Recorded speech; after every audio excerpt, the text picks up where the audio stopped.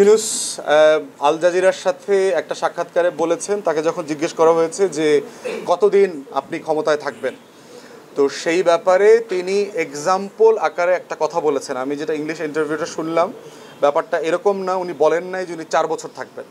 উনি বলছেন যে একটা ইলেকশন টার্ম 5 বছরের, যদি নির্বাচন বিষয়ক সংস্কার কমিটি বলে এটা 4 বছরে চলে আসবে, 4 বছরের এরকম একটা মেয়াদ হইতে পারে।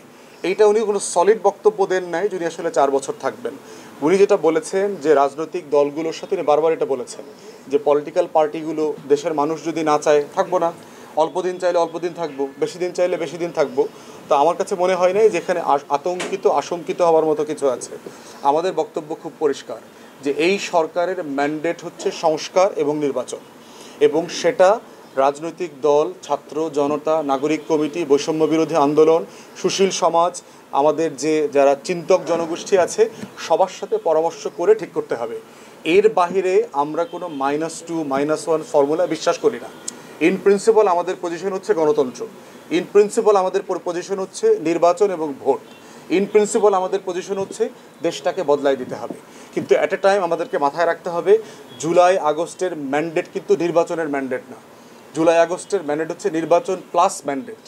নির্বাচন প্লাস মানে কি? আগে সংস্কার হইতে হবে, রাজনৈতিক দল সবার সাথে পরামর্শ করে তারপরে নির্বাচনের দিন তারিখ ঠিক করতে হবে। অন্তর্বর্তীকালীন সরকারকে বলছি, এই ভুল বোঝাবুঝিগুলো যেন না তৈরি হয়।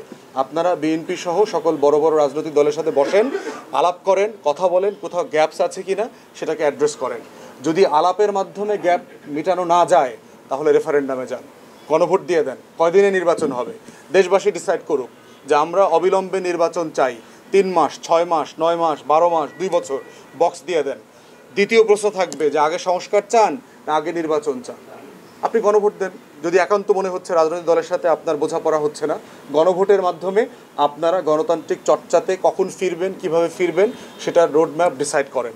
আদারওয়াইজ ভুল বোঝাবুঝি যদি হয় রাজনৈতিক দলগুলোর সাথে, সেক্ষেত্রে অন্তর্বর্তীকালীন সরকার যে কাজের ম্যান্ডেট নিয়ে আসছে সেগুলো তারা সুচারুভাবে করতে পারবে বলে আমরা মনে করছি না।